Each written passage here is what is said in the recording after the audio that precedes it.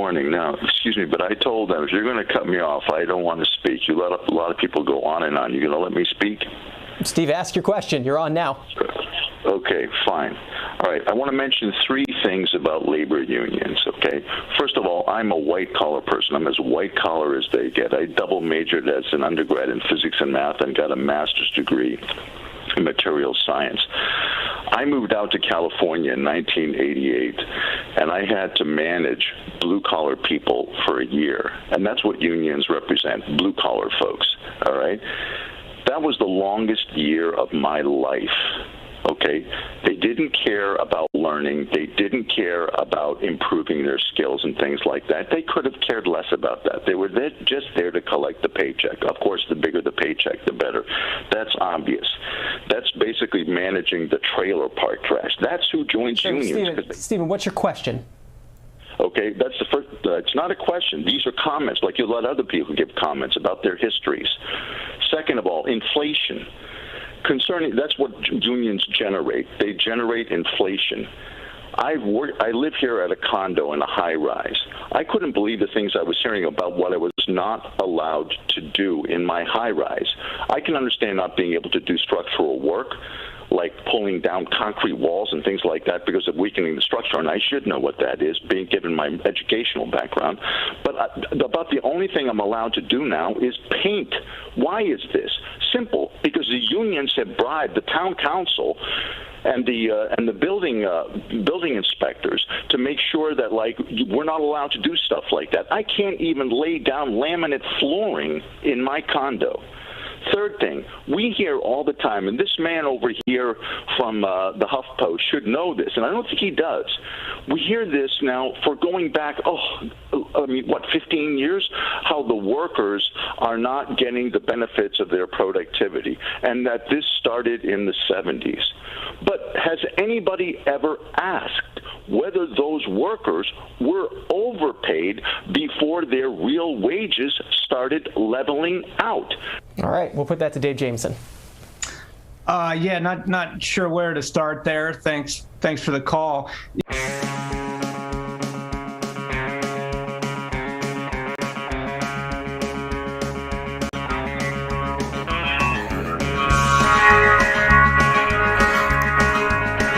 All right, folks. Welcome to Left Reckoning. A little loud, but there we go. Yeah, there we go, man. How's it going? It's going well. It's going well. Today we are going to be joined by Dr. Ben Burgis, who just returned from class, from office hours with Charlie Kirk. Taught him a little something about Plato's Cave. But yeah, welcome, David. Wednesday night. Yeah, man, I'm ready to be here. Man, I'll tell you what. It's probably out of all of the bullshit and the ungratefulness of that opening video that we just played, one of the nicest things that they were doing to him was preventing him from being able to lay out some ugly ass laminate on his floors. I mean, that told you everything you need to know about this guy. He's that kind of person, just like no taste at all and a hell of a lot of resentment. And it tells you everything you need to know about American politics that he called in on the independent line, because frankly, a guy like that could go both ways. The Republican Party's too left-wing for him these days. I mean, I don't know. I like that's that laminate flooring inflation.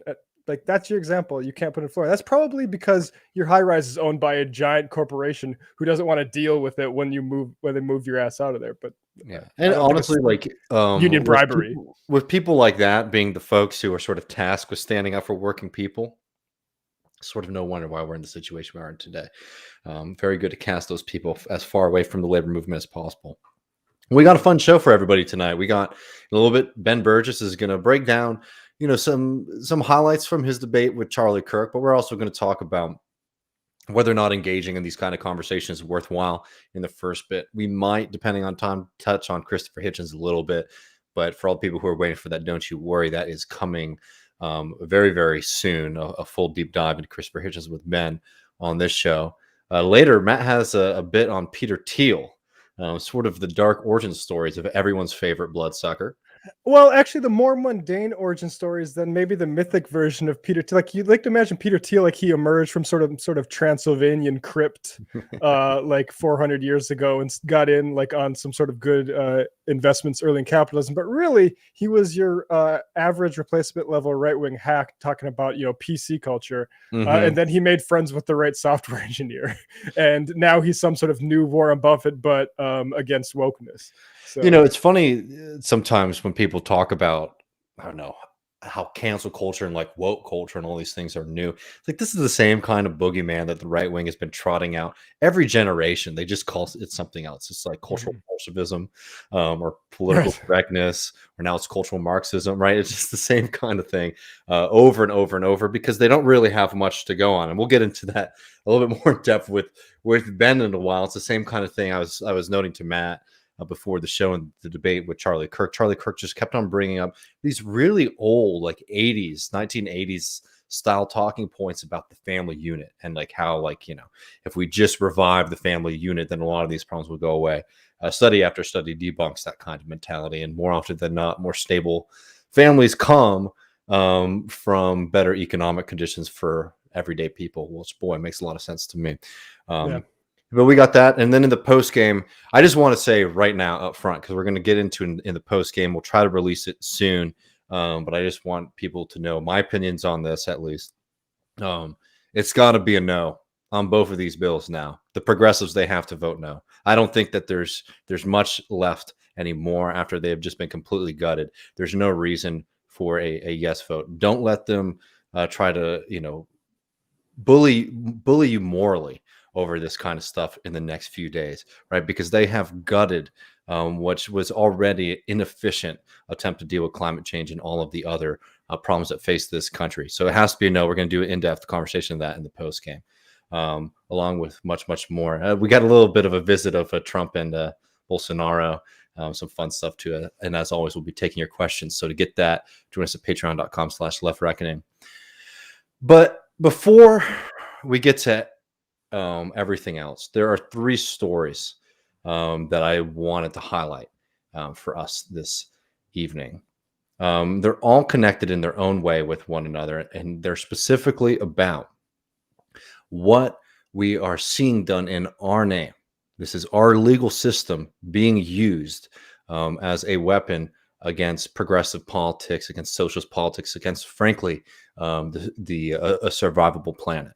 And let's start right here with somebody whose name y'all should all know by now. We've covered the story on the show Left Reckoning. Stephen Donziger, who has now had to surrender himself to the courts. Again, this is a travesty of justice. This is somebody who is having a private corporation bring charges against him. These charges and the sentence that has been levied against him are completely they're completely abnormal to anyone else who's ever been convicted of this, right? They're vindictive because he beat them in court. They're vindictive because he exposed the crimes against humanity of Chevron. Right. That is why they are targeting him. And they have been waging a war against him and his family for years and years and years. And it is only because of the corruption in our legal system. And frankly, straight up bribery at this point. From the get-go, the case against him has been filled with people who take thousands of dollars from oil corporations or work for them in some form or another. I mean, this is no example of like a fair and unbiased trial. These are people who essentially, paid hitmen of massive corporations. And if you believe in these kind of basic concepts of democracy, like a free judiciary, you should be disgusted by what's been happening to Donziger. Yeah, it's purely meant to send a message, and they're basically even explicit about this. Like, this guy needs to be sent a message about how you do things around here, and like, even if they might be righteous in some limited sense, you still have to follow the law. And if you do it against corporations, you're going to be harassed until, like, this reminds me a lot of the Aaron Swartz JSTOR thing at MIT. Like, Aaron Swartz basically accessed some files in JSTOR, a whole bunch of files through a program, got them all down off JSTOR, as he was allowed to do as a person on that campus. and JSTOR went after him with the terms of service, and put him on against like 30, 40 years. He faced in prison, and he killed himself. And that's what like we have a legal system that likes to get people to kill themselves in this country. When they threaten exactly, yeah, property rights and profit for major corporations. Again, if people are watching this for the first time, you can search on this YouTube channel. We've done a very long, in-depth conversation about the kind of kangaroo court and the targeting of Donziger. But I wanted to bring up 3 stories, his being one of them, to sort of highlight what's happening with our legal system, because this is something that should infuriate you, and it's something that should also worry you. So this is earlier this week, I believe.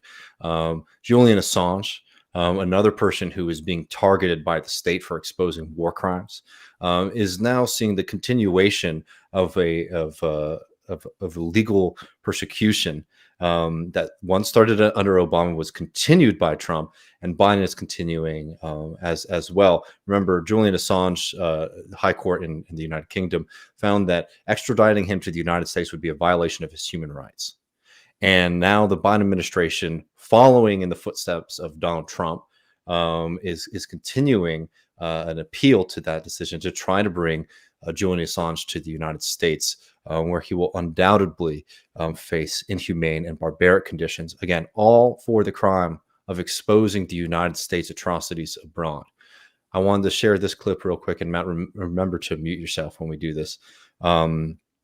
This is from his partner talking about some of the other things that the United States has been trying to do to him and people around Julian Assange. I'll edit that later.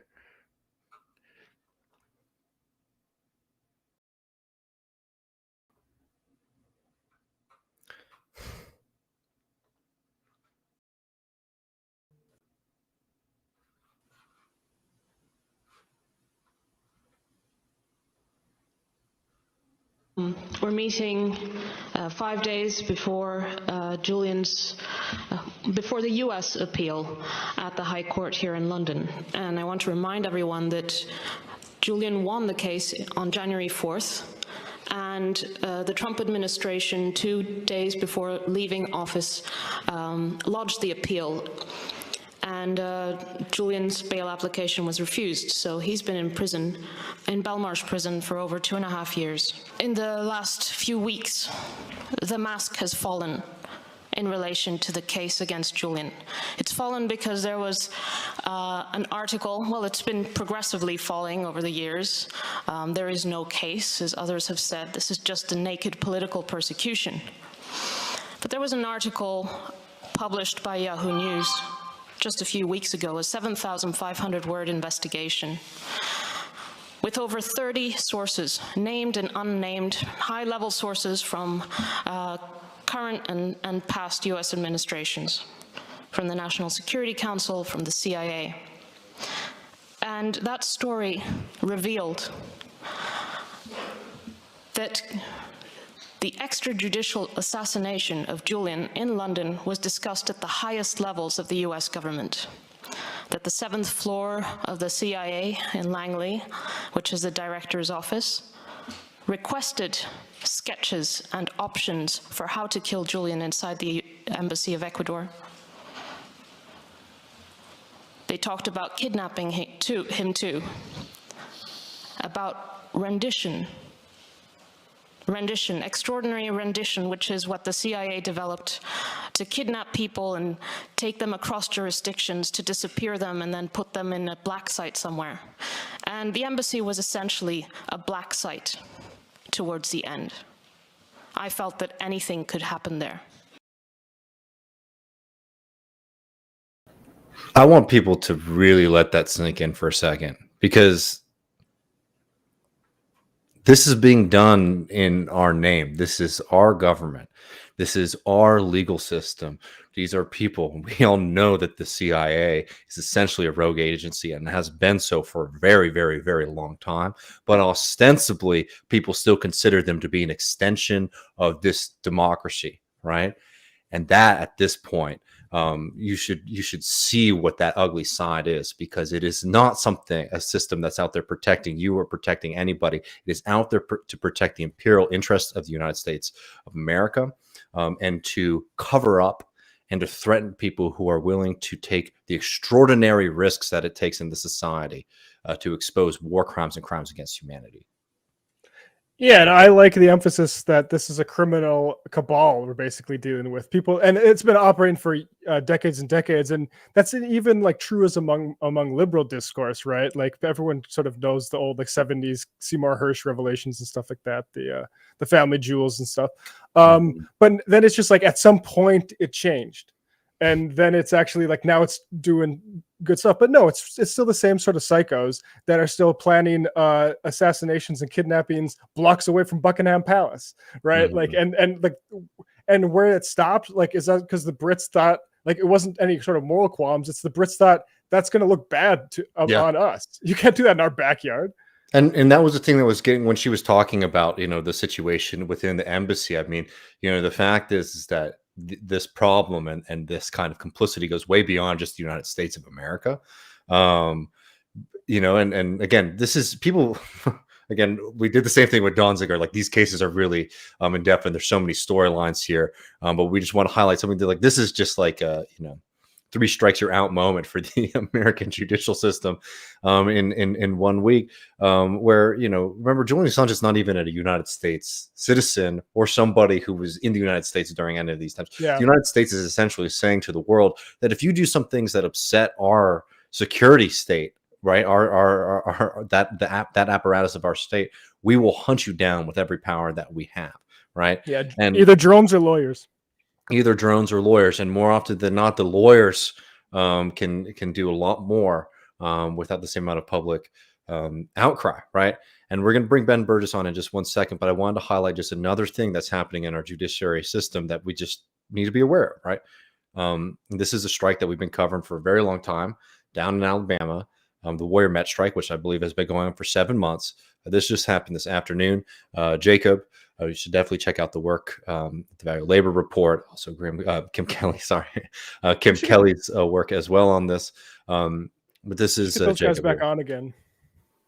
A striking minor in Alabama just posted that a judge has now forbidden all pickets in the Warrior Met coal strike. Strikers are being told to get off the picket line by 5 p.m. or they will be arrested. And this is the picture of the ruling.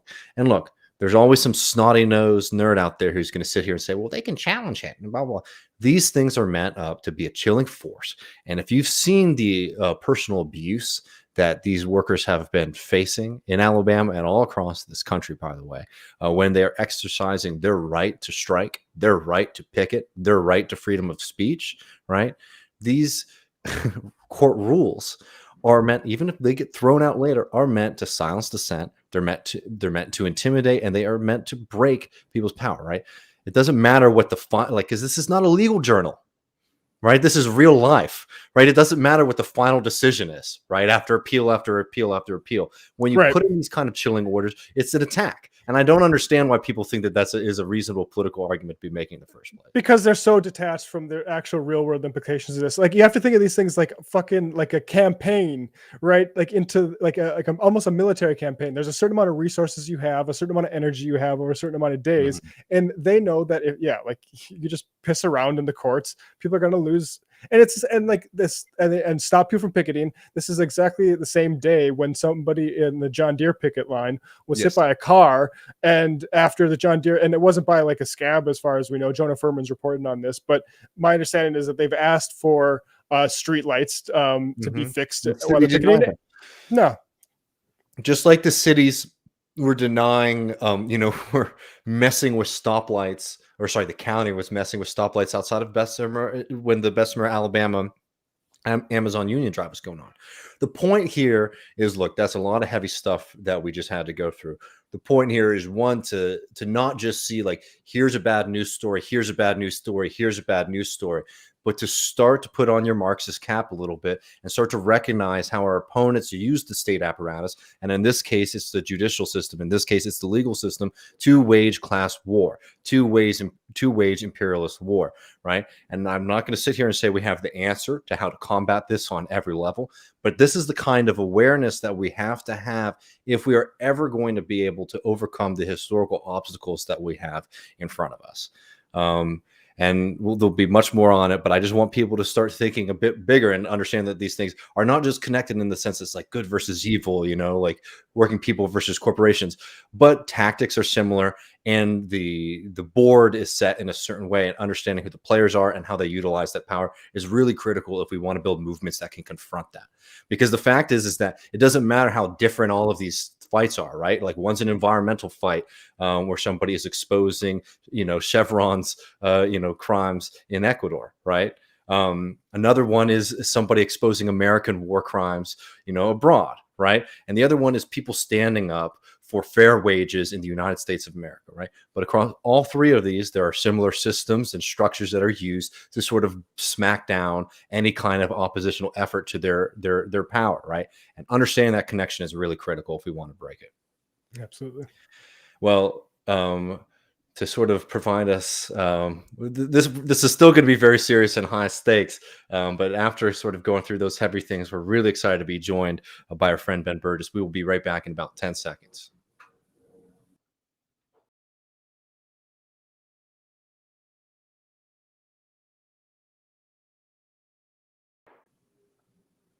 All right, everybody, just want to make sure I had all the videos set up because we have some live footage.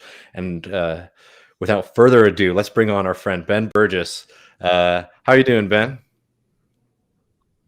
I am really good. How are you? We are good. I hope you're liking the new setup. We're still sort of learning the ins and outs of it, but it's been pretty fun. It's good to see you, brother, man. I really enjoyed watching your lessons last night to the little student Charlie Kirk. It seemed like it was a pretty interesting. Could you tell us a little bit? Maybe we're going to get into the structure of the debate, but could you tell us a little bit about the experience and like where it was filmed and all that kind of stuff? A little behind the scenes preview. Yeah, sure. So it was filmed at the Turning Points USA studio in Phoenix, Arizona, which feels very strange because I have seen Charlie interview Donald Trump, and he starts the interview by saying, "Welcome to Arizona." So even though the background looks different, I'm sure it's somewhere else in that building. But it's crazy. I mean, like I, especially because a couple weeks before I was in New York, and while I was there, I got to see the where the Jacobin offices are in Brooklyn, and even though I've been writing for them, but on the masthead for a while now, most of that was in lockdown, and I'd never gone over there before, and so that's like one floor of a nondescript building, and just luxury, luxury. It's like Tory Burch.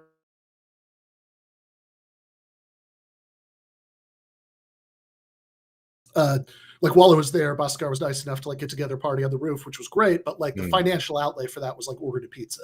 Right? I guess somebody else also bought some beer, but that was that. Can I just say not to bash Jack offices too much, but I went there to spec out a studio for something I think Michael was going to do there. I can't remember exactly the scenario, but not the greatest place for a studio. So no. Yeah, and I think while I was there, the door to be kept open was being the door to the hallway was being propped open with a broom.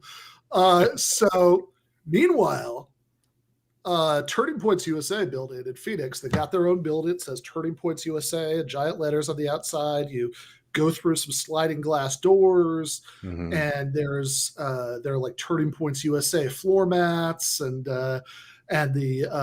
this was funny enough. I actually had to take a picture of it. The men's room has the Turning Points USA logo on it. Very weird. And presumably the women's room does too, but it's just everything there is plastered with it. And there's a green room, and actually asked me in advance. I had like a rider or any special food or drink requests, and I was tempted for half a second to like ask for some crazy rock star shit. I went the bowl with like only round M&Ms, but I like a chump. I said, "Nah, I'm good." Oh man, you should have gone big. They got the money. I mean, there's no doubt about it that they have funds behind that whole operation, but I don't know. I don't mean to bring you on here to sort of bash that whole operation too much. We've got to get onto the substance of the debate. But I don't know. I found the studio to be a little shabbier than I had expected. I thought that the green grass on the floor was very strange. I don't know. I mean, it seems like they had the money to do what they wanted, but I don't think they had the kind of aesthetic eye to sort of build a beautiful stage. But I will. Yeah, they should bring out a better designer. But the fundraising is clearly, the design maybe has room for improvement, but the fundraising, like whoever's in charge of that, they got it. The right is getting better at interior design, and the left is barefoot. But to pick on what David said, like I was impressed Charlie took the debate. I think like to credit Charlie a little bit, he's more competent than a lot of his class, frankly, of pundit. He debated Sam Cedar, obviously. He'll take these debates. And yeah, so I'm curious, like what was, because Charlie, he brought his binder of notes to your office hours. I'm curious, like what the preparation, what was, because it's always like one thing people have to ask, because I think the key thing about debating people is to know what you're walking into, right? And like what sort of constraints are being placed on it, who has final edit, that sort of stuff like that. So I'm curious, like the lead up to it, how did that work? Yeah, so I guess I should say for anybody who's not familiar that the way this originally came about was that there's an organization called Town Circle with an S that's like a debate hosted website, and what they do is they raise money. It's like the structure of GoFundMe that the pledges are only collected if the thing happens for people to donate to charity. And we actually ended up raising enough apparently to buy like 11,000 and some meals. And kind of we were pretty sure that it was not going to happen. Like I did an episode with Nando and Jason Miles just before it was supposed to expire. I was like, all right, well, this is about to expire. Let's at least do an episode of like, Kirk debunking and stuff like that. And, give a little last push. And then at the last minute, they accepted it. So I do give him credit for that. In fact, I think the very last thing I say, so there was the kind of main debate, which was recorded as an episode of his new show, Debate Night with Charlie Kirk, and then there was essentially like a post-game hour. And he put out the whole thing on his personal channel, and we were like, when we were kind of negotiating about it in advance, they said they'd give the whole thing to us.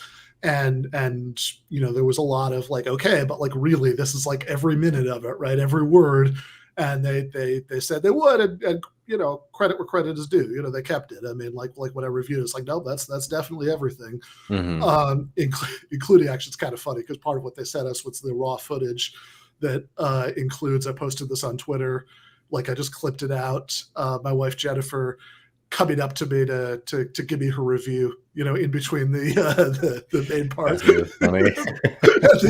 the post game. So not that much shows up on the audio, but I think you get a general tone that we both thought it had gone well. But I was just going to say, like, so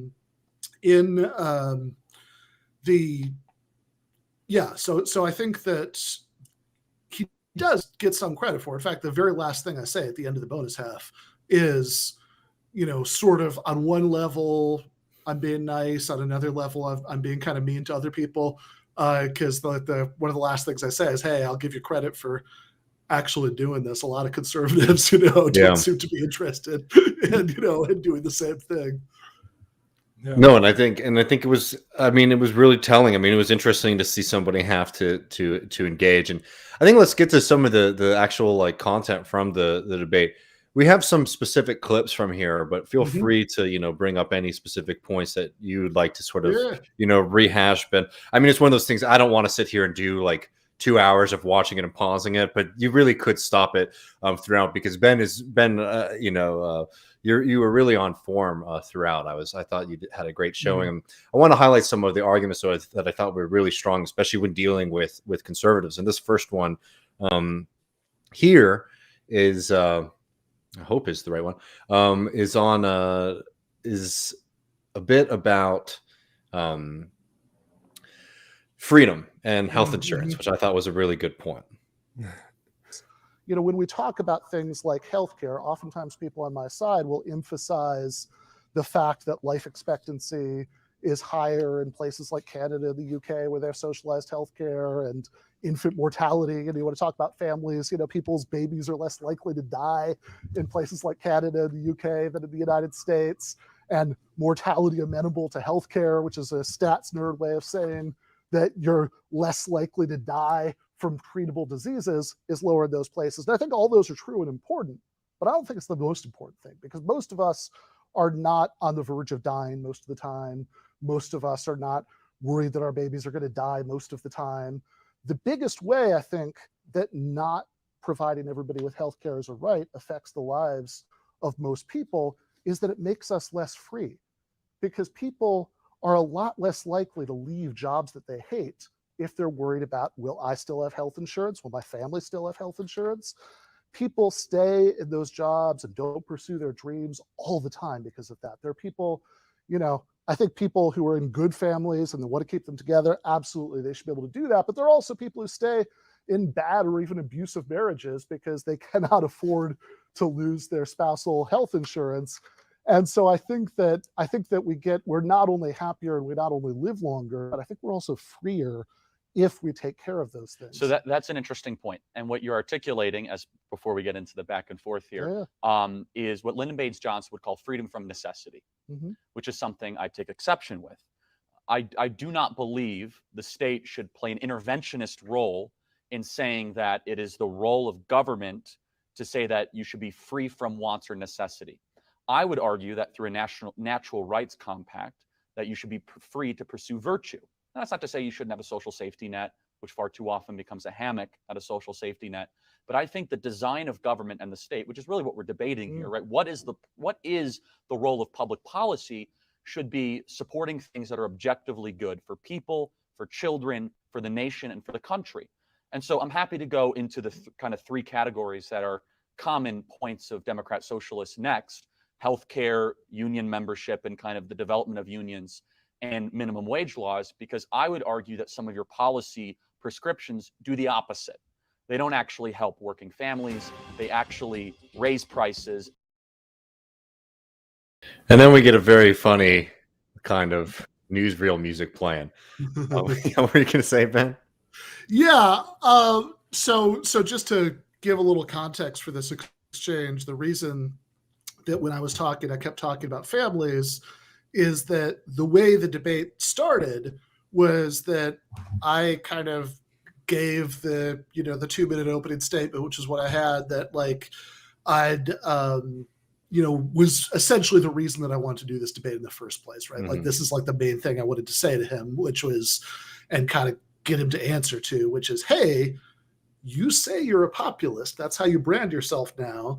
But if you're such a populist, why aren't you supporting, raising people's wages and giving them health care and making it easier for them to organize a union so they can have some say? And in his response, when he was trying to define what conservative populism is, essentially the main thing that he was doing was just saying the word family a lot, right? Family is valuable. Family is wonderful. And it's like, and so I kept kind of trying to tie it back to that. It's like, okay, great. But like, what are you actually going to, yes, families are nice. I agree, right? We probably disagree about which things count as families, but whatever. Like families are great, now that we've established that point, can we talk about what we're going to do to actually help them? Well, that's so funny in the context of two things. One is this: did you see this dads on duty thing in Louisiana? Yeah. We don't have this clip, but it's basically like there's a whole bunch of violence issues at this Louisiana high school, and instead they had a bunch of dads come, instead of cops, a bunch of the dads come and basically like be in the hallways. And lo and behold, that actually did something for violence. And it's just clear that like they shouldn't be at their boss all the time. Their family needs them more. That's just a good microcosm of the society. And also in the context of the parental leave thing, people just confuse that a dad would want to spend time with a newborn. Like, I know a new dad, and that parental leave policy that his business had was one of the most like magical time of his life, because he didn't have to care about work and he could just bond with, like, I mean, why that you need to spell this out is amazing to me. But yeah, this family thing, like, can an interventionist state do stuff for families or no? No, I mean, it's the only social organization that they truly believe in, which is frankly funny, because it's the one that it's the hardest for the state to sort of touch, right? I mean, I don't know. I mean, the thing that was funny about the debate is, like, I mean, I noted the family stuff too, because Ben actually has a really good opening about, why some of the, what he calls like baby steps to socialism would help out, the people. And if that's something that you care about, then, you should be a socialist or democratic socialist. But it was funny. Socialist is apparently the term. I was about to say, well, and the thing is, for people who didn't watch the debate the whole time, I kept that clip going a little bit long, because we're not going to be playing too much of Kirk here. And this is not because we're afraid of his arguments or anything like that. It's because he pretty much does the same thing, where Ben makes a point and then he says, interesting. And then he asks him another question, right? And then, or quotes like LBJ or the Black Panthers or something like that to say, well, this is a contrary view. Anyway, who knows? Let's go to the next thing. Here's a quote, like a random quote, sometimes out of context, sometimes just throwing it in there. And then would also continue to call Ben a Democrat socialist, which I do not think was a mistake. I think that was very much like trying to tie you to the toxic brand of being a Democrat, which none of us are. Anyway, yeah, no, absolutely. Some of the quotes were pretty funny too, because I don't want to be like, I don't know. I feel mean talking too much about the binder, but like the binder was funny, and I want to read it. I would be curious too. Let's read that, because I was curious where this. I wonder how much of that binder is like filled with Stalin stuff, which Ben was not going to. Ben's not the guy to like hit with Stalin things, But I bet you there's a big bit. Well, although it's funny, right? Because he didn't actually bring in Stalin. It was actually surprising. I was waiting for that the whole time. Yeah. But he did, like, at one point, he was trying to like pin me down to some view that I was supposed to agree with. He actually starts reading a quote from Woodrow Wilson, and I'm like, you think I like Woodrow Wilson? I mean, the guy who like put Debs in jail for opposing World War I. You think that's my guy? Yeah, that was very funny. No, but like, I mean, I'd like to explore this a little bit. I mean, not to get too behind the scenes, but I think this freedom point is really crucial. And it's actually like there's a lot of openings that we have as the left to sort of own that. I think a lot of people are so timid about owning, the kind of talking about, for example, personal freedom. I mean, Oscar Wilde has that great quote, right? It's like only under socialism can personal, what is it? Selfishness, the exact phrasing that he uses, but like the art of like living for your own self, right? Can only ever really be achieved under socialism for the material reasons that Ben, you're sort of noting there when you're saying like, yeah, you have a lot more freedom when you're not worried about losing your health insurance. I'd also note, not that this would convince Kirk, this is one of the big things that you saw in Bessemer, Alabama, when they did the postmortem as to why people did not want to join the union. It wasn't because they didn't think that the union was good or that they didn't even want a union. It was because they were afraid that Amazon would take away their health insurance and it would take too long to negotiate, health care for themselves, right? So in that sense, their personal choice, right, is being infringed upon by the market. And I think that there's a lot of space for us to start trying to say, like, y'all are not the party of freedom at all. Y'all sort of represent a movement of unfreedom. No, exactly. I mean, that this is like what, and actually there's a part of the debate where we do very directly get into this, because he starts talking about Norway, and in the course of it, he says he's doing the usual conservative thing where on the one hand, it's the meme, right? On the one hand, they want to say there's absolutely nothing socialist about Norway, but on the other hand, it's like we can't have all the Norway stuff because that'd be too socialist. And in the course of that, right, he kind of brought up I don't even remember, it was the AEI or Cato or one of those, their freedom index, where Norway is on the freedom index, and the point I tried to make there is like, yeah, but I mean, okay, first of all, methodology of those lists is always bizarre. Like abortion rights doesn't get you any points, but like allowing raw milk does. It's all shit like that. But like also, the more important point is what those guys made by economic freedom is exactly the opposite of what we mean. And it's the opposite of the kind that would matter to most people. That, what they mean by economic freedom is the freedom of business owners to do whatever they want with their business, which is not only completely different, but like very, very often at odds with the freedom of the people who work for those companies to do what they want with their lives. And I would add to that too, just while we're sort of addressing his main claim about the family, right? And like that being the unit. Again, I think, it's important not to lean too far into that on our side. Just because it obviously is like an extremely conservative notion that the only thing that matters is, women and men having babies, that kind of thing, right? Which and pushed back against, I think, very well. But, we should also want to live in a society where people who want to have children are able to do so. And I think this actually is a very socialist kind of conception as well. Frankly, a very basic one.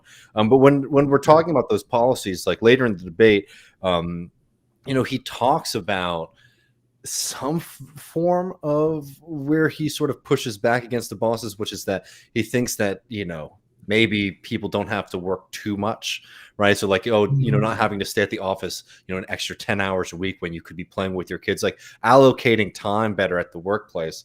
I'm sorry, like if you're saying that you're a pro-family person, I think that there's a much more attractive argument to be saying, hey, we should be providing money to people who are having children so that you can buy them nice things. We should be providing paid leave and vacation so that you could spend, formative memories with them, rather than just this kind of like immaterial point about like, oh, I think that dads should have to do less overtime so they can be with their kids. Right? It's just not a very convincing, like, do you know what the family's like, kind of. Especially because notice what he's not saying. What he's not saying is how he's going to bring about that result. Like he doesn't like it that people have to come in for an extra 10 hours the weekends. They can't see their kids. But it's like, okay, so do we have a Charlie Kirk policy for addressing this? I haven't heard one. And I think, like, I've got one. I want to make it easier to organize a union so you can, like, negotiate stuff like scheduling. Like, that would actually help with that. I don't know what he wants that would actually help with that. Not to even mention, I mean, obviously, in fact, I really liked it the day after we finally got to air this, because the deal was that they were going to wait until the 21st. And part of the agreement was that they were going to get to air it first. But so we, the next episode we had was on the 25th. And the day after that, Bernie Sanders had this great tweet about the number of days of paid leave, that like new moms get in all these different countries. And, it's like down in like the 30th place or something. It's like United States of America 0. It's like, okay, well, if you really care about what Charlie Kirk says he cares about, I mean, this seems like an obvious place to start. Yeah. The I looked up the wild quote. It was, socialism will be of value because it will lead to individualism. And I think if we have that clip about the nationalizing the oil industry. Yeah, I have it ready right here. This is a perfect example. Like, we could nationalize this stuff and pay for this stuff for families, right? And I love, first, the meta comment is, I love how eager Charlie was for agreement on things here. I'm not defending the farm industry and all that stuff, right? Like, he likes to put his, I endlessly fascinated by that sort of emerging dynamic. But let's play this clip about nationalizing oil. Yeah, so we have this clip about, and I just wanted to note before that, because we can't play every clip in here, but Ben does a really great job before this clip where Charlie sort of has a cherry-picked quote. Is from the Danish, as the president or prime minister, basically saying that we're not a socialist country, which Ben was prepared to answer, and I think he answered it very well by basically saying, and tell me if I'm misrepresenting your argument, like, asking the leader of like the center right party in Denmark about if the country is socialist would be like asking me or like other radical communists in the United States about how communists or what the political situation in America is like. It's sort of like an absurd. Yeah, I mean, it's like the idea. Yeah, Lars Rasmussen, I think is his name, who is the Danish prime minister, who represents the center right party. and he has this quote, oh, there's nothing socialist about all these social programs. It's like, I don't know, maybe the socialist governments who actually implemented those programs would disagree. But also, I mean, is Lars Rasmussen, is he like the spokesman for the Danish hive mind, like that everybody in Denmark, agrees with this? No, I thought that was great. But here's on Norway and oil and nationalization, and I think this is a really interesting exchange here. If you look at how long socialist parties were in power in Denmark and how many of those programs came about under them, I would not say that these are societies that have achieved socialism. We could certainly talk about what that would mean to me, but I would say that these are societies where socialist parties allied with strong unions have brought about really beneficial social reforms as an effort to move farther in that direction. So let's talk about Norway, sure, a country that I'm familiar with, you're familiar with. Very wealthy country. Yeah. Why? Because I think the biggest reason is that they have done something that I'm sure that you wouldn't support, which is nationalize their oil industry. You mean use fossil fuels, not keep it in the ground like Bernie Sanders would be. Bernie Sanders has tweeted, we need to keep all fossil fuels in the ground. But Norway's built $1 trillion sovereign wealth fund after. Okay, so would you support that? Nationalization? No, but it's better than keeping it in the ground. Okay, sure. I mean, look, I think ultimately we probably are better off, transitioning to other energy sources. But if we're going to use oil, I would much rather that oil be in the hands of the people, that it fund generous social programs like in Norway. And I often do kind of get a sense when conservatives say this, it's like, oh, well, there's really nothing socialist about it. They've just nationalized the oil industry and used the proceeds to fund all of these social programs. Well, I mean, if that's not socialist, can we at least have that not socialist thing? That sounds nice to me. Let me clarify, is that if there is wealth to be redistributed, there must be wealth to be redistributed. Sure. And Norway has the advantage of having some of the most strategic oil reserves in the country. And I just pinpoint it in particular because there tends to be this anti-fossil fuel development movement. It's something Norway and the United States have in common, is that we have a lot of oil. Now, if you want to, again, I know you've said you don't want to do this. No, of course, I think the private ownership of minerals is a strategic advantage for the United States. But let me ask you about what I think is one of the reasons why I think the Scandinavian countries' pursuit of egalitarianism. You're muted, David. So I actually have that clip for later because the immigration argument is not new. But that was I mean, Ben, should we be nationalizing oil? Yeah, I mean, this is. The second he said like Norway wealth, I knew it was going to be, that like some kind of gotcha about oil, and it's like. Again, I mean, it just seems like such a simple point. It's like, okay, so we're in agreement. We should nationalize the American oil industry and use it to fund a generous welfare state. That sounds good. Frankly, like you see why this group like specializes in making like videos that are one way, right? Because they sort of think that the left is like this kind of tender group where like, if you say like, because we believe in climate change and we want to reduce our like oil consumption, that if you note that some countries have used nationalization of like natural resources for the betterment of their society, a principle that we do also, that we agree with, that we're just going to like explode in front of them and, fall apart. Oh my God, it was oil, right? Which is like, whatever. Could you imagine how much better American society would be if instead of all of the rich oil wealth that we have in this country, instead of it just gliding the pockets of a few billionaires, ended up going to benefiting American working people? I mean, they would never do that. It would be transitioned off it by now. We would be, that's for sure. I mean, we would be living in frankly, probably something close to utopia or socialism in that kind of system. I mean, if we were using oil wealth, there'll be such a huge redistribution of wealth to have that happen. And again, I mean, whatever the energy resource is, like the point of principle is, I want that to be publicly owned, and which. None of those guys like it, whether it's oil, which Norway got away with, but I mean that was what led to the coup in Iran. Whether it's lithium, being nationalized,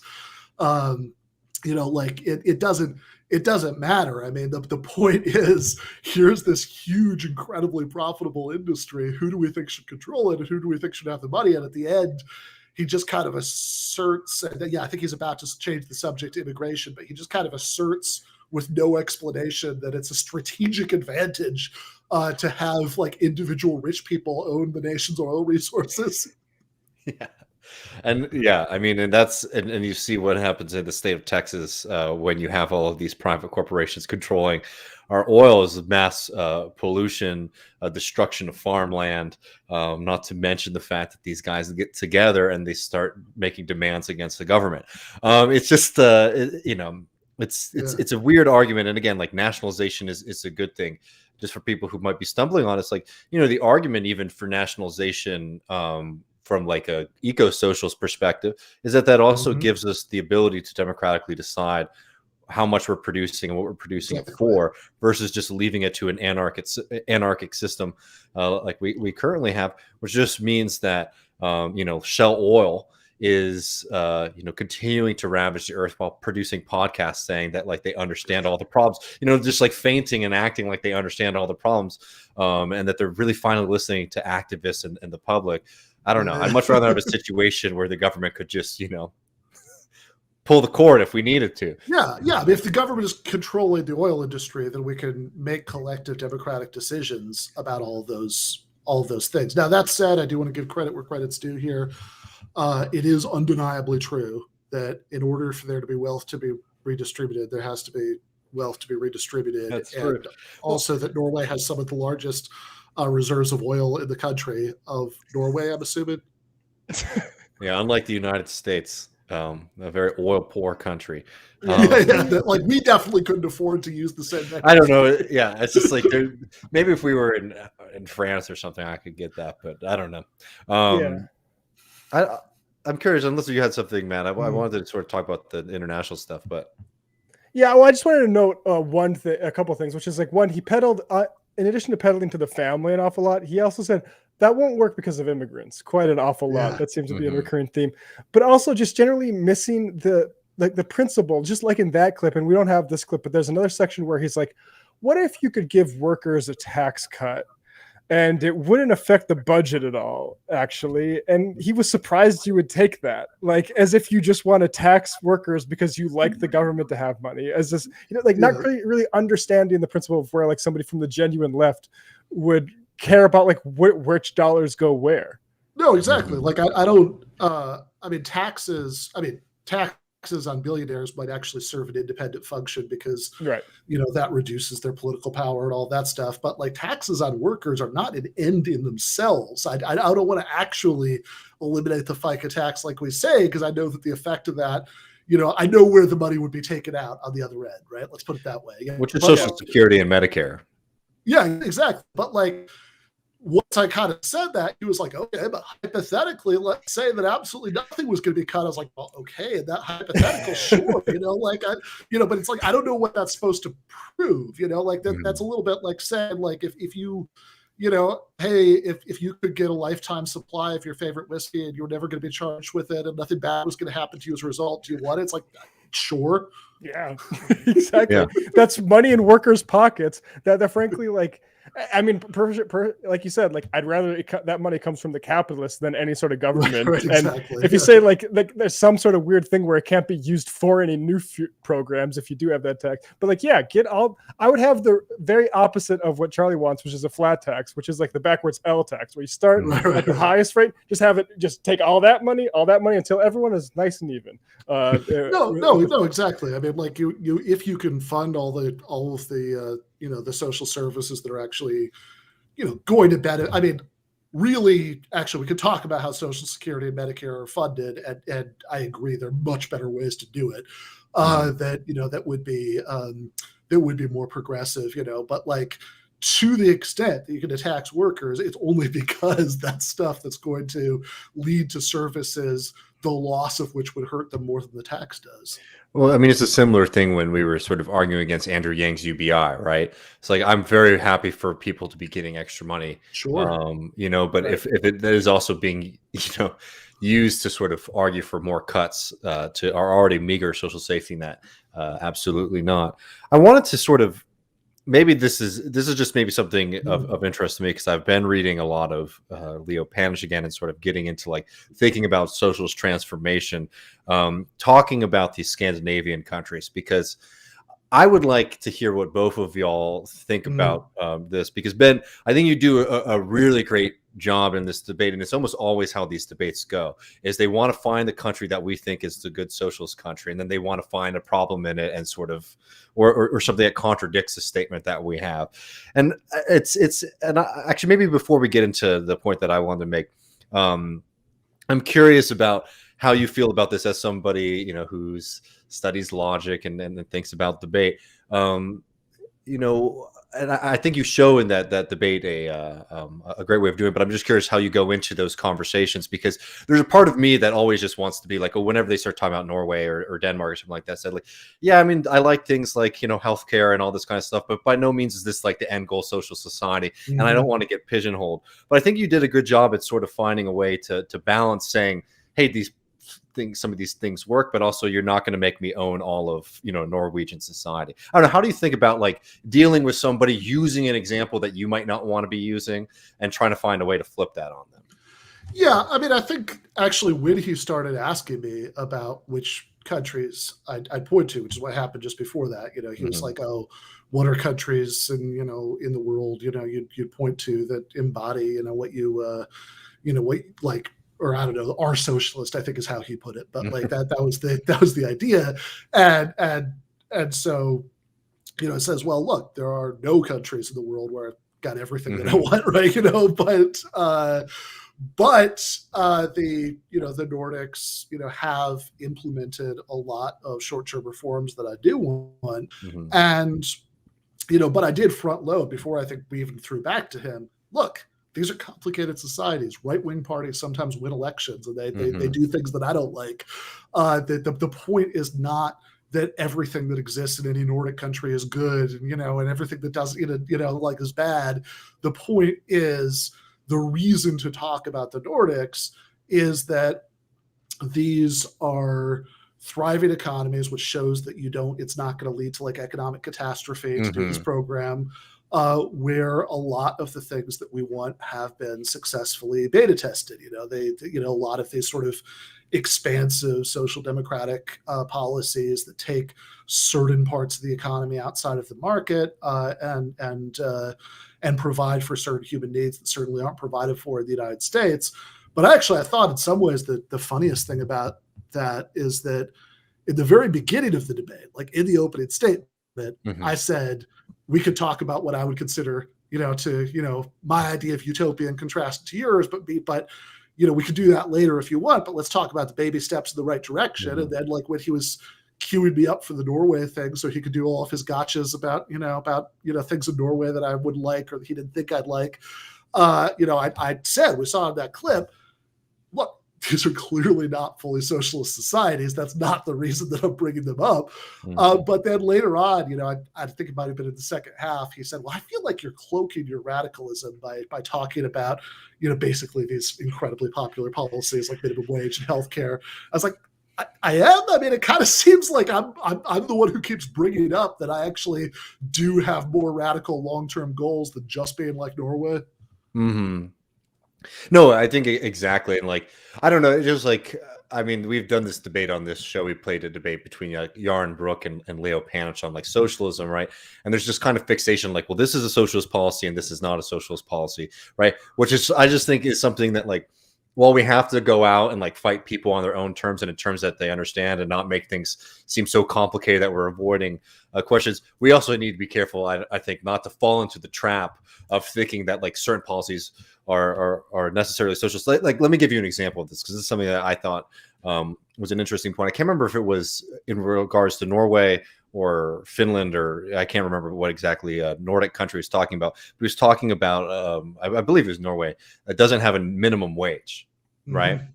And, sort of like, that's like, such a bad thing. But people need to remember that, like, we advocate for a minimum wage in the United States because class power is so lopsided against working people that we actually have to set just like a minimally allowed legal standard for what you can pay a worker, right? It's not something like, you don't need a minimum wage in a situation where you're able to sort of break of the power of capital. And certainly if you were living in a social society where you've completely broken the power of capital, you wouldn't need one at all, right? But a minimum wage is like something that if you're looking at the board, if you're looking at class power in society and saying, okay, we might not be able to get all the things that we want, but hey, we can prevent them from paying people, starvation wages, you put that in place. Right. And in the United States, again, we're advocating for an increase in the minimum wage because we are in that kind of weakened position. But it's not that necessarily like in and of itself, like the minimum wage is like the true beating heart of socialism. It's a legal power that we can find, I don't know, to sort of like cement some victories for ourselves to make sure that things can't be pulled back. I don't know if that makes sense, but it's just like these are like some of the bigger things that I'm thinking that like we need to start being prepared to wrestle with when we're engaging with the public and when we're engaging with right wingers. Be prepared to like push back against their nonsense, but also not making the mistake ourselves that when Kirk says, for example, a country doesn't have the minimum wage, we're like, oh no, that means that it's like a bad country, right? It actually means that things are stronger there for working people than they are in the United States. Yeah, this actually did come up in the debate that he said, well, Denmark doesn't have a minimum wage. Surely this is the first time I've ever heard that, right? Like that's not a point right wingers love to bring up. And it's like, yeah, but you have to say the other half, that it's not that they don't have a minimum wage. So the market, it's just like whatever the market can bear, like whatever, like individual workers are desperate enough to work for is what you can pay them. It's that they have incredibly strong labor unions that negotiate agreements for entire sectors of the economy, and that, the wage floor is enforced that way. Mm-hmm. No, exactly. I think that's, and I think you did a great job in the debate on that. I mean, well, should we go to the immigration clip or should we go straight ahead to the Bezos? What do you think, Matt? It's up to you. I mean, I'm eager for the Bezos clip, but if you want to immigration, I mean, yeah, we can do immigration if you guys want. Let's do immigration just because they bring it up a lot. Yeah, exactly. Yeah. Like I think given Charlie Kirk's particular flavor, like the particular flavor of reactionary that he is, the immigration thing is important. Yeah. Here we go. Just remember to mute y'all. Oh, yeah, gotcha. Now, this has changed in recent years because of a lot of the Syrian refugee crisis and more kind of left-wing governments taking over Sweden in particular. But Norway, for example, takes in about 70 immigrants a day, even with their more relaxed policies. America, much bigger country, albeit 2,740 legal immigrants, about 5,000 if you include the people going across the southern border. Do you, as being a Democrat socialist, do you support closed borders and strict immigration? No, I don't, and I'll tell you why. So two reasons. One is that I think that, all of the economic data that I've seen says that having more immigrants actually increases the amount of wealth that society has to go around. And the second is I would ask what the alternatives are, right? So, we can do, like those families that, that you talk about, right? We can do things like separating families. We can do things like raiding, churches, to drag out immigrants. But I think we would really, really, really have to step up that, like, by like a factor of 100 to actually get rid of all the undocumented immigrants in the country. Whereas I think a much better solution, if what you're worried about is, hey, here are people coming in who, yeah, they definitely, contribute to economic growth, but here are people coming in who are willing to work for low wages, whatever. I think a much better solution to that problem is for those people to have a pathway to citizenship so that they're not afraid to do things like join unions, or they're not afraid to do things like, take their employers to court when they violate labor laws. I think that's a much better solution to that problem than the sort of heavy-handed, police state kinds of tactics, which I think would be the only way that you're actually going to resolve the status quo in the other direction. And then he goes on to pull a Bernie quote completely out of context. But again, I think that this was a good response here, Ben, because you're hitting at the unfreedom aspect of these kind of policies, right? Is that, this is actually used to restrict people's freedom. And if this is your your most holy principle of government, you're not doing a great job of upholding it as long as you allow people to sort of create these little fiefdoms, and ignore even basic American labor law that we've decided that we want to have in our country. Oh, sorry, Ben, you are muted. I got you. There we go. Yeah. Look, Charlie, like, he loves this point for the same reason that Tucker Carlson loves it, for the same reason that, whoever, Josh Hawley, all of them do, because it lets them posture as if they actually give a shit about native-born American workers, which obviously is not the case. And the context shift is just amazing. Oh no! Oh Lord, we lost Ben. We'll see if we can get him back on. Here he is. Yeah, you're back, Ben. Okay. In every other context where we're contemplating state action to help working class people, all of these guys, despite their alleged populism, are going to say, no, we can't do that. Raising the minimum wage, that's too interventionist, that's too, administrative state. We can't give everybody health care. The same problem. We want a state that's like way too small for that, but like exactly large enough to literally like tear young children away from the arms of their mothers and, put them in concentration camps, right? Just that size, right? And it's just amazing because in context like the immigration thing, where they're trying to pit one group of workers against another group of workers, they say they care about one of those two groups. But in all these other contexts, they don't. When, like, actually, even from the perspective of what are you going to do for American workers? I mean, either we're going to like escalate let's be honest about this, Obama, Trump, now Biden, war against immigrants. We're going to escalate it to like crystal knocked levels, or you have to have some way for for those workers to be comfortable taking the kind of avenues to protect their livelihoods, to be able to negotiate for higher wages than Americans would.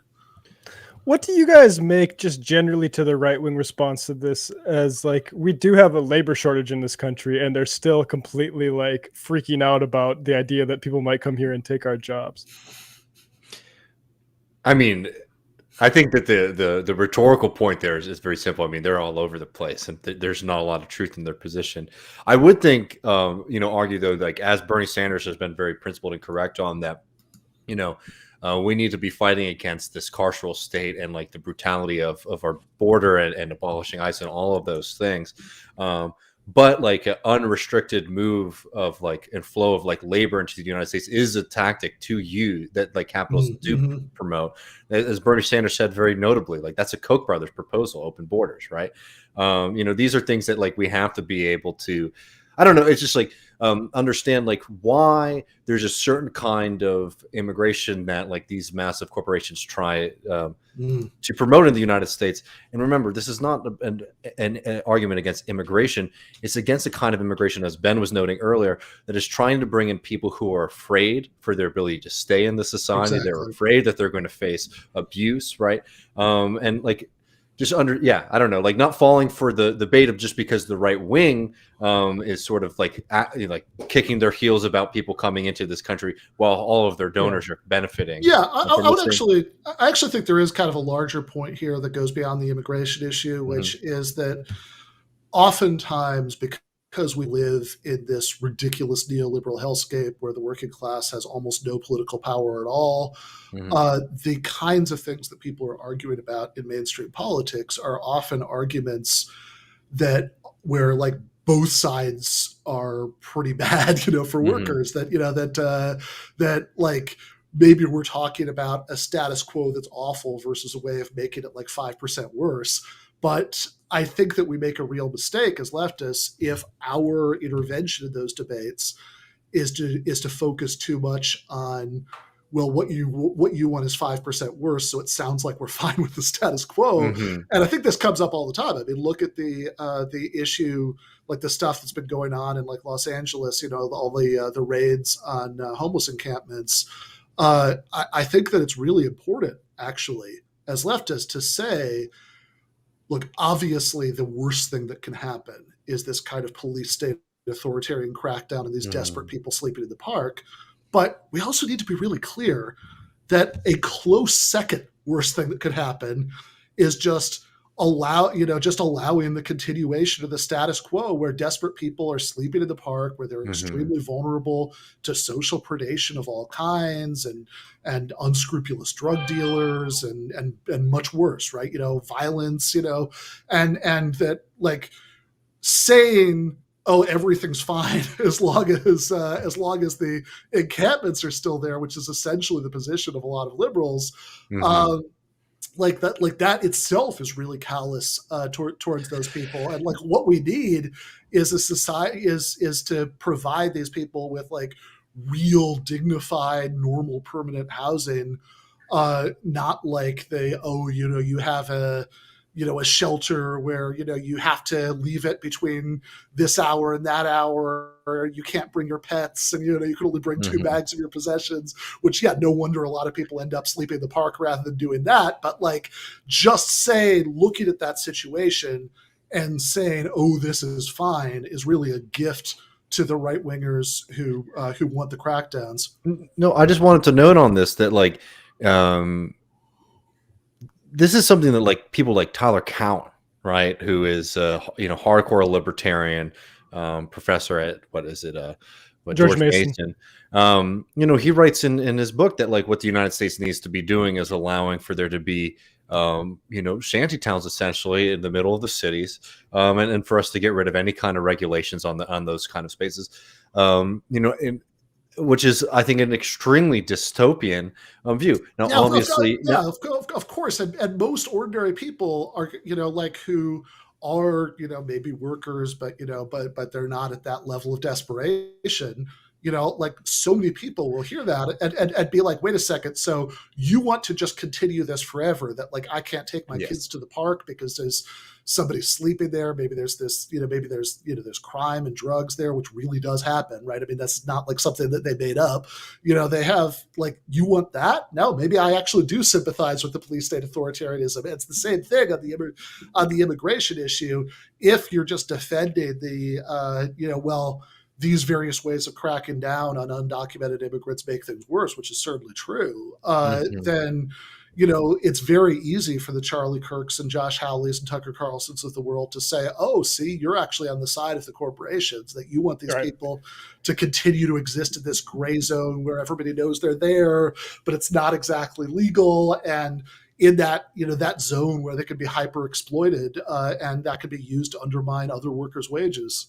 No, it's really, I mean, I just want to note to be very clear on, like, especially on the homeless issue, right? The solution is to be fighting for public housing, on a mass scale, while at the same time opposing efforts by the right wing to increase like policing and terror against homeless communities, right? This is literally like, just trying to be a little bit more dialectical though, and not like making the mistake, because the fact is that liberals and neoliberals, especially, will love to sit on their hands on these kind of public demands that we do something different, or so like, it's like, so when you see like people saying like, okay, well, we don't want the police to harass folks, the cities will be like, okay, we'll get rid of it, but we're not going to like fund public housing or something like that. And our job as socialists is to make that second demand, that like, hey, the status quo is not acceptable either way, that you're going to take it, right? To just like, to increase policing against folks, or to just basically do nothing for people who are, without homes, and similar kind of questions with immigration. Yeah, I think, these are like where we have a really specific role in the public that I think is really important when these kind of big flashpoint debates are happening, where we have a very different vision that's sort of addressing all of these problems on a macro level, instead of sort of just getting bogged down in like, okay, what gradient of like terror do we want to like, put upon people? Yeah. And it's also like, I think your point was also important, the right one, about like how this actually serves bosses now, the current system, which is that when you have a class of people that are illegal, then, and you also have a state agency of sort of like cops that you can call in case those people start acting up. Like imagine, look at all the labor activity we have going on right now. Imagine how many places are skirting by because if things got a line, they could just call ICE on their labor force. I've worked at places where that threat has been made to people. Yeah. I'm just like, I've worked at restaurants where that has been very clearly, hinted at for people that like, I think I have some suspicions about your immigration status. Oh, you're complaining about not coming in this Saturday. You don't want to come in this Saturday, et cetera, et cetera. It'd be a shame if I picked up the phone, Yeah. I mean, and none of those bosses are getting locked up. Yeah, no. Absolutely not. Yeah. No, I think that hits it really well. I mean, I want to get to this Bezos thing a little bit, and then we can zoom out in the last couple of minutes because we did promise that we're going to grill you on platforming Charlie Kirk, so we have to make sure that we're not, being cowards on that level. But let me pull this last bit because this was interesting. I mean, he opens up the debate by noting how much you guys agree on, your hatred of Jeff Bezos. What was it, Hunter Biden? I can't remember the other one. Anyways, I think the things that we're supposed to agree on were Jeff Bezos is bad, although my actual point was that Jeff Bezos' existence is a symptom of a despicable economic system. That's why I brought up Jeff Bezos to begin, that Hunter Biden is bad and that like hospitals should be required to like publicly list their prices, which I said, yeah, sure, that's good, but also they shouldn't have prices. Yeah. So this is it, and this is sort of towards the end of the debate. This isn't the post game, but the bonus bit of the debate, which I noticed that Ben was starting to get you're starting to get ready to get to some of these points that had seemed to be every time, you were close to really hitting him on like healthcare and like these kind of like really big points. He was always moving it somewhere else. So this is when I felt like you were really trying to pin him down on some of these big claims he was making. Okay, so here's what I want to ask, real quick. Sure. I promise. So we established earlier how much we both liked Jeff Bezos. Yes. Just like that's Jeff Bezos. Are you going to ask me, should I raise his taxes? Well, because this is why I'm curious about it. Because I saw it in 2019. Yes, with Kyle Kalinske. Yeah, and he asked you, would you be willing to raise Jeff Bezos' taxes by like 1% to provide housing for every single homeless veteran? And your response at that time was that you'd hope he'd do it voluntarily. And I think at this point we've established that's not going to happen. He'd prefer to buy a spaceship. So that's probably true. Yeah. So if you put a gun to my head, would I raise his taxes? I mean, I guess if I was a representative, I guess yes. That's good. For other reasons. This is progress. I'm so proud of you. Let me tell you. I said, I guess conditionally, if all of a sudden there would be a comparable piece of legislation alongside of it that would actually value and prioritize things I cared about. If it was just to raise his taxes to go into the current albatross pit of the administrative state, I'd rather have him buy spaceships than give money to Fauci. But if it was earmarked for a housing for homeless veterans, and you would say yes. The answer is yes, because I think Jeff Bezos, from a moral standpoint, good progress. But let me tell you why. Let me clarify why. Sure. Jeff Bezos games your favorite department, the Postal Service. He games the corporate tax loophole system. Yeah. Jeff Bezos has a total disregard for what I consider to be the American way of life, and he has this weird fascination of going into orbit. And guess what? I hope he stays there. Okay. Well, I congratulate you on this progress. Well, I mean, you could call it progress. You could also call it a commitment to prudence. Okay, but it's that Greek word prudentia, which is looking at things as they are, and it's a next level. Yeah, it spends like a minute like arguing with himself about whether there is like some hypothetical, or maybe he'd be willing to agree to raise Jeff Bezos' taxes by 1% to house every homeless veteran. Only for veterans housing, but like, isn't that an interventionist state?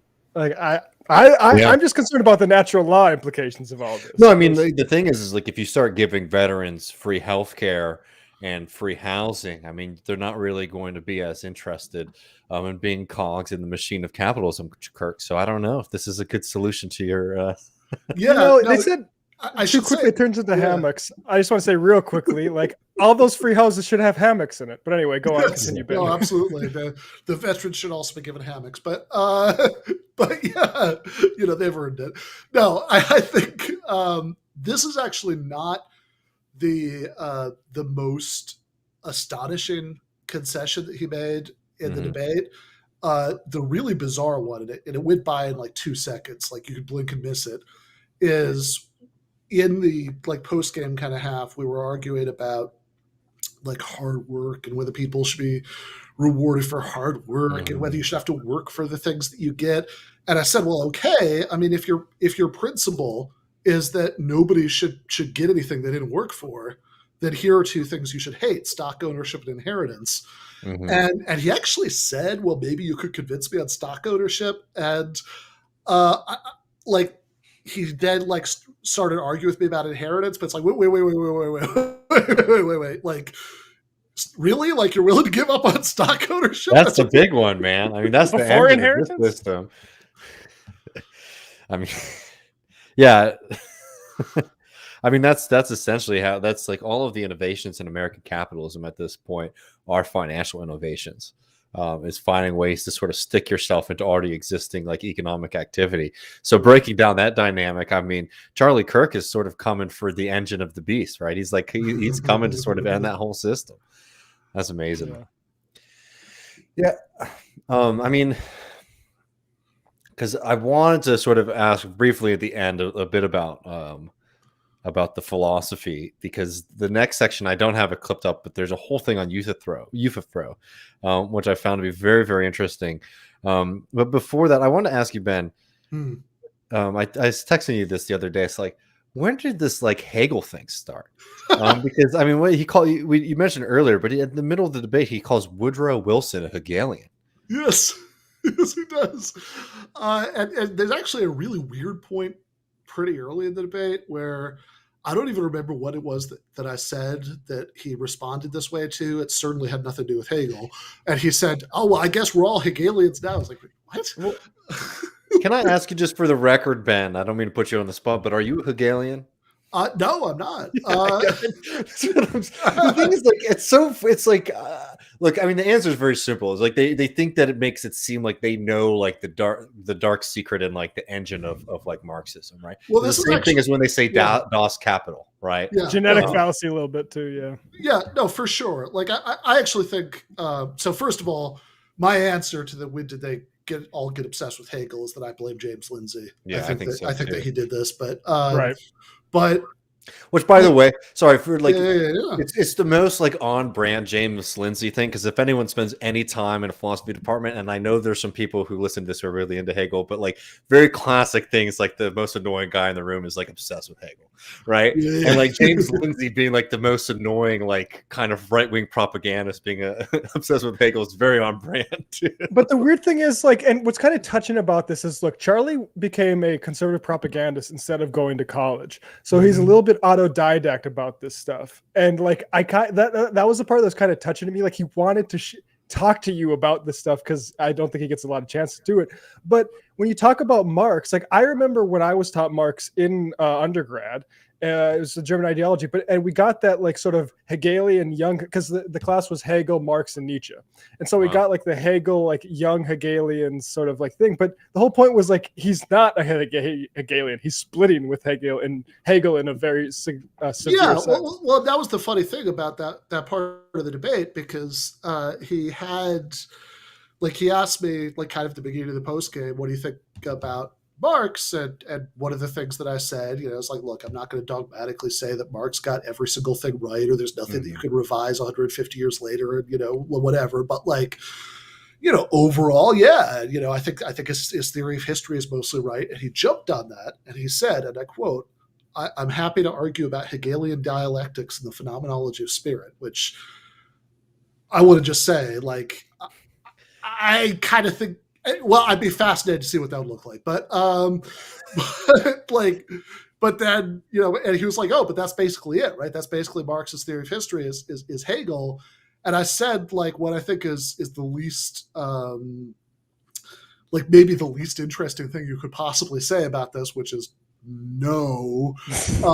And he starts saying, oh, but Marx was like, he said the head of the young Hegelians. I'm not quite sure what he means by that, but whatever, doesn't matter. Like, but it's like, and I was like, yeah, he started out as a young Hegelian, but then he criticizes Hegel's theory of history in favor of what is structurally, the similar, but is in substance exactly the opposite, which is a materialist theory of history. Yeah.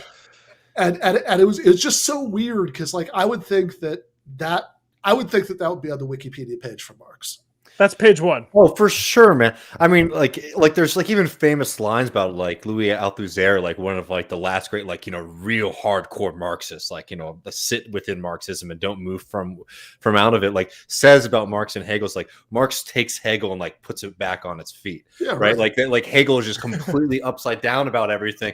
I don't know. I mean, not to get, I know for some, we might lose some people with too much of this stuff, but like it is really fascinating if you've spent any time dealing with, like, frankly, not even Marxism, but like the history of ideas, right, and philosophy. Yeah, exactly. To sit here and not get that, like, I don't know. Yes, well, Marx sort of like, as were a lot of young German idealists, right? Remember, also, like, Marx goes from this movement, from like German idealism into what we call like materialism, right? Radically different philosophies. No, exactly. And as Matt says about the German ideology, I mean, quite a bit of Marx's early work is written in opposition to Hegelianism, because of course that's what he's breaking from. That's what he's reacted to. And none of this means like, if you're a Marxist, you shouldn't like read Hegel or find Hegel interesting. It's just that like, it's just as a matter of fact, right? I mean, at the end of the day, views of these two guys about what the motor force of history is could not be more different. Right. Yeah. No, I mean, it's next level stuff. Well, we got a couple minutes, if that's all right, Ben. I just wanted to ask you as like a sort of closing segment. Yeah. You do these debates. You engage with right wingers from time to time. You've even written pieces in magazines. I mean, this was a while ago, but like Quillette, right? When a lot of people were treating that. I mean, I feel like they've had a little bit of a fall from grace, but maybe I just haven't been paying attention. You engage with our opponents. Some people think that that's good, right, and noble. There are a lot of folks out there who think that, I mean, that this is, I didn't see anyone how could you specifically about Kirk, but like platforming or drawing attention to somebody like Charlie Kirk. I did get a little bit of it over Kirk. There's the editor of, I think, something called Spectre Journal who like went after. I know that journal, actually. Yeah, who went after me about like platforming Charlie Kirk. Okay, well, I'm sorry. I think that you can't platform somebody on their own show, but well, no, I mean, not to even mention, like, okay, Charlie Kirk is somebody, I mean, I guarantee you that if you just walk out into the street and ask people who's Charlie Kirk, it's not going to take you that long to find somebody who knows who he is. If you go out into the street and ask them who's Ben Burgis, right, it'll take a lot longer. I mean, unless maybe certain parts of Brooklyn or Silver Lake will be a little shorter, but like, other than that, right, it's going to be a much longer process. Charlie Kirk spoke at the last Republican National Convention. Yeah. I don't think he's waiting for me to give him his big break. Okay, so I mean, I think that's a very fair point. Specific, just on like fame, but like on the point of engaging with right wingers, treating it as if these debates that we're having. I mean, like, he didn't say anything altogether horrific, but the implication, for example, about immigration, the implication there about all this stuff is like, sort of entry level, like white supremacist stuff, right? The idea is that like by engaging with them, we treat these like ideas as if they're legitimate political perspectives rather than things that should be cast aside. I know we talk about this all the time, behind the scenes. Could you just, for folks who are on the fence about this, why is it worthwhile engaging with people who hold abhorrent right-wing views in public ways like this? Yeah. So let me just say one thing real specifically about Charlie Kirk, and then more generally about the reason why I think that it's a good thing for leftists to go into centrist or right-wing spaces in order to argue against their ideas. So on Charlie Kirk, I basically wanted to do two things here.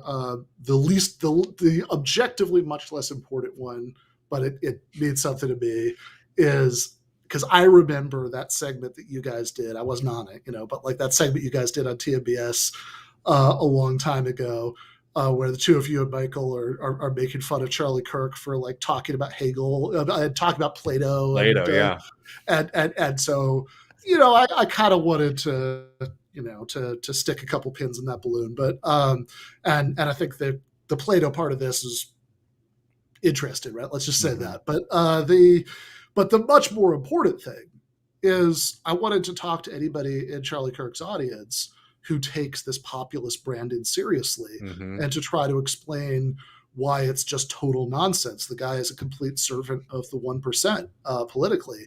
Like, he might say he hates Jeff Bezos, but he certainly doesn't hate a system that allows for somebody to work, like literally like work people to the point where they have this crazy high injury rate, and then like use the money that he makes from them to buy himself a spaceship. And he was ambivalent about whether he even raises taxes. So I wanted to kind of expose that to anybody who's in his audience who takes that seriously. And by the way, I will say, looking at the comments on Charlie's channel, there's a lot of people. A lot of people have a lot to say, about my appearance and this and that and the other thing, but like, not a lot of, remember when Charlie really got him on X, right? Like, if anything, like by far the most common negative comment was that I didn't let him talk enough on his own show. Frankly, I won't, make you embarrass yourself by complimenting yourself too much, but people should go read the comments. They are very interesting to see. A lot of people saying like, well, I disagreed with him on all of these things, but like on this point, like, oh, he made a good point about this and that. Like, that is worthwhile. And I'm sorry, there's a reason why the right wing is investing money into doing these kind of outlets. Debate shows. Candace Owens is doing the same thing. Yeah, well, Candace, my DMs are open. Although really, I want Jason Miles to take that one. But in any case, in this particular case, those are the goals. But the broader point is this. I think oftentimes people who raise these platforming worries or whatever, even aside from the fact that the arithmetic is not what it would have to be for it to make any sense, that I'm going on his platform, which is vastly larger than any of our platforms. But I would love to live in a world where the arithmetic worked out such that this was like something we really had to agonize about, whether we were going to legitimize these people by talking to them. But really, like, the idea that they're getting some kind of legitimacy from us, right? That like people are going to say, "Ooh, well, I don't know." That's that Marxist podcaster, like talk to him. Atheist, so he must be, man. Yes, Marxist atheist professor is how he labeled the video. Trifecta, the three worst things you can be. Yeah, all of the elements of that are correct, but it somehow it feels a little bit like it might as well be Charlie Kirk versus rootless cosmopolitan Ben Burgis. But in any case, like I don't think the legitimizing worry makes sense. In fact, I think there's a little bit of a contradiction, because oftentimes the same people who raise the legitimizing worry will also say, well, there's no point to debates because nobody's ever convinced. So it's like, okay, so nobody's ever moved by anything they hear in debate, but also our audience will like them better because we debated, which is it, right? Like, they're going to convince all of the leftists who watch like GTA or Left Reckoning. Like, first of all, arrogant. Maybe I'm just arrogant here, but no, I don't think so. I don't think Charlie Kirk's or any of these people are going to get a lot of converts out of that. But like, also, if nobody's influenced by anything they hear in debate, what are you worried about? Now, since I think that people can be influenced by it, and like, clearly they can be. Anybody who does this regularly will get those testimonials. Right. We could argue about how often, but don't get me wrong. Right? If your political strategy solely consisted of doing debates, that'd be a terrible political strategy.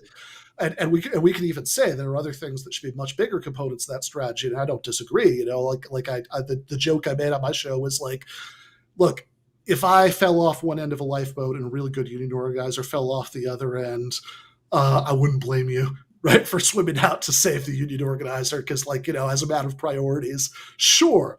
But if some of us are going to do things like do media, then it seems to me that one of the best things we can do is do stuff like this, because we live in a world where traditional media has just been shattered. Yep. And everybody can curate their own media diet as they want. So the effect of that is that whether we're talking I mean, I don't know that Coolette would print something that I sent them now, but like, whether we're talking about those forays back in 2019, where sure, I'm going to the Bad People magazine, but I'm going to the Bad People magazine to argue that they're wrong. Yeah.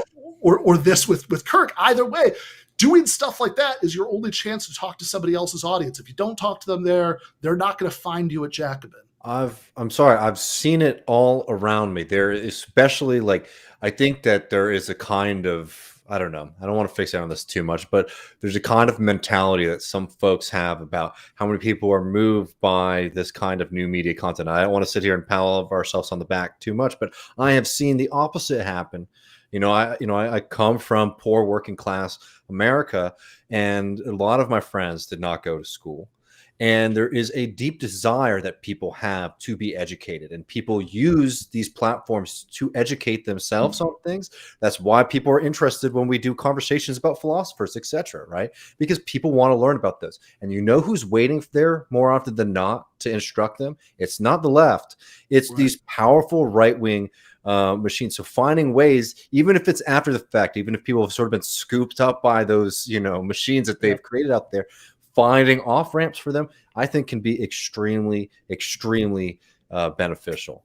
As somebody who was like a little, annoying ass right winger when I was a teenager, who became a Marxist, I think that is something, and it's a fight that's worth happening, and like you can really bring people, and you can move them quickly too.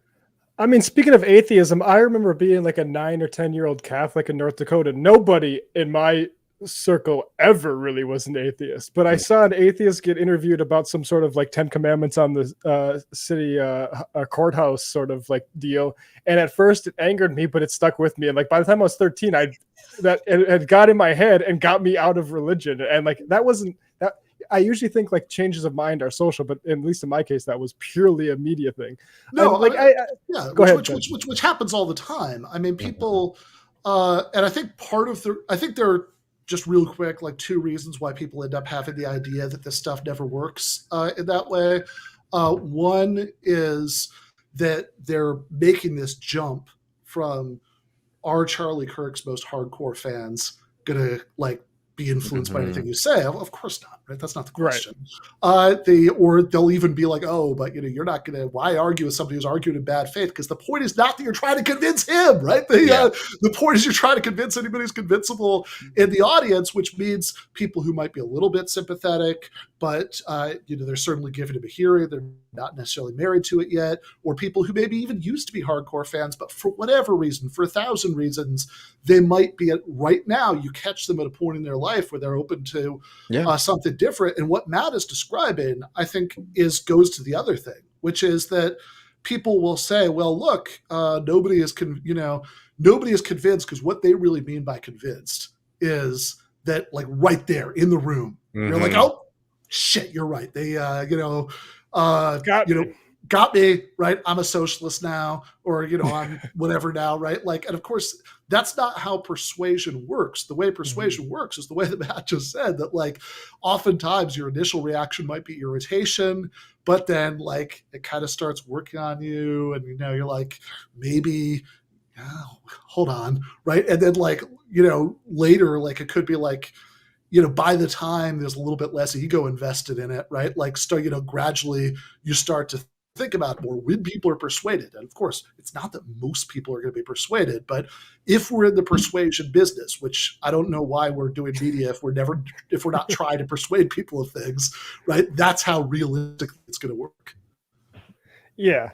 And I would say the same thing of the Anna Kasperi and Ben Shapiro debate, which I thought like the calculus that like you can platform Ben Shapiro, a guy who is the top of Facebook all the time and literally invited by a chamber of commerce. Like more people are going to watch that debate online than were in that arena. And like, it's good to have somebody there giving good counter examples. I was just going to say the thing I particularly loved, just parenthetically about Anna's debate with Ben Shapiro is, and this made me very proud about whatever small role that I might have played in this evolution and the much larger one that, that Michael certainly played and Jackman and whatever, but like that one of the first things she said is, we should be focusing on redistribution of resources, not manufactured culture war nonsense. And that actually put Ben Shapiro in the position where he had to say it. He did say this in the debate. Well, I take exception to saying it's all manufactured nonsense. So it's like, make him be the guy who says this is great. We should absolutely be doing never-ending 24/7 culture war. That's going to be a real winner, with most people. Yeah. Yep, exactly. I think that's phenomenal. Well, for people who are unfamiliar, I'm sure most people are familiar with the great Ben Burgis. Check out his show, Give Them an Argument, and his upcoming book. Could you give people a quick tease about the Hitchens book? We're going to have you on for sure once that comes out. Yeah, so it's called Christopher Hitchens, What He Got Right, How He Went Wrong, and Why He Still Matters.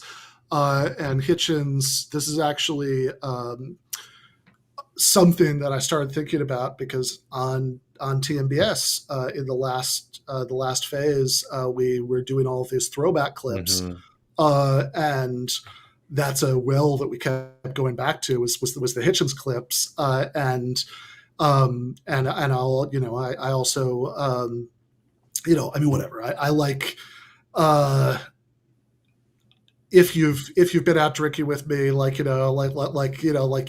probably had a Hitchens conversation at some point, right? But that really got me thinking about this stuff, and basically what I want to do. I've had that conversation with David numerous times, but in basically what I wanted to do in this book was a couple things, which is one is just to kind of have a more balanced portrayal that you get either for the super fans, right, or from people who just kind of want to denounce him because, sometimes for good reasons even, right, to denounce him. But then I also wanted to say, look, there's this whole body of work from 1971, which is the first time there's a book with Christopher Hitchens' name on the cover. Fun fact, that book was a collection of essays by Marx and Engels of the Paris Commune, introduction by Christopher Hitchens, through 2001. When he publishes Letters to a Young Contrarian, which is really where he's starting to slip away from that, socialist position. In those 30 years, he put out this body of work that I actually I want to introduce this audience of young socialists who might not be familiar with it to it, who might only know him from the, new atheism and neoconservative foreign policy positions period of his life. And then the last thing is that I want to explore, as somebody who was doing really good work for a long time, but who clearly did take a disastrously long turn at the end, let's try to think a little bit harder about how that happened. No, I'm really looking forward to reading the book. I've always enjoyed our conversations on that. I mean, I will say, and we're going to talk about this in depth later, but I have some of the older Hitchens collected essays, from the 80s to 1992, right? And those are really great reads. They're very interesting. They're very left wing. I think it is worthwhile to remind people that there was this other chapter because people know that he made the shift, but people are sort of, I think, aren't as familiar with what happened before. So I'm really looking forward to being able to read that. Well, Ben, thank you so much for hanging out. Really looking forward to reading the book and see you around. See you, Ben. All right, see you, Matt. See you. All right, y'all. We have a really fun segment coming up. Matt has I think we might bounce that to post game. You think so? What do you think? Yeah, I mean, we're getting up there now. I think it makes sense. We went with Ben for a while. Yeah. Cool. So we'll do that in the post game. I do just want to say right now, while we have public feed, and this is another thing that had to get bumped for time, but I just want to say again for people who've just joined, in the post game too, we're also going to do a conversation on this reconciliation infrastructure bill. I'm just saying my opinion on this is it has to be a no vote at this point. I mean, they have gutted everything worthwhile in it, and you can't continue playing this game with them. Make the Democrats own this kind of thing, make Sinema and Manchin own it, and also start pointing fingers at all these people behind the scenes, because what we're getting from publications like Politico, New York Times, Washington Post are these accusations that there's plenty of other Democratic senators and Congress people who are very happy to see all of these more substantive parts of the reconciliation infrastructure bill being gutted and not being the people who are sort of being forced to own it. So the progressives absolutely should be voting no on this. Make that wing of the Democratic Party own this. I don't know. The stakes are way too high to be sitting around with only spending $30 billion on kind of dubious climate change proposals in the first place. We need much, much, much more, and we need to be taking that fight directly to them. So anyways, we'll talk about that a little bit in the post game, talk about Peter Thiel, and we'll also be taking questions from the Discord, so you can get access to all of that, plus our bonus episode this weekend, Matt. We gotta play that annoying Obama clip too, where he. I don't know if you've seen this one, but he's like, "It's all your fault. Come on." I did not have the heart to watch it yet, so we'll watch that live too. It is so infuriating. It's going to be a jam-packed post game. Don't want to miss that. Join us over at patreon.com/leftreckoning. You get the post games. You get the bonus episodes, which come out on Sundays. You get the monthly think tank. Yeah, I just want to plug our upcoming show. We're going to be talking about Minneapolis politics. So the patrons are going to get this probably Saturday, and we're going to release it, I think, early, at least portions of it for everybody else. So, you can know how to vote for Minneapolis folks. But yeah, it is Jacob, and I want to get the podcast name right. I'm really excited to be. Where did my DMs go?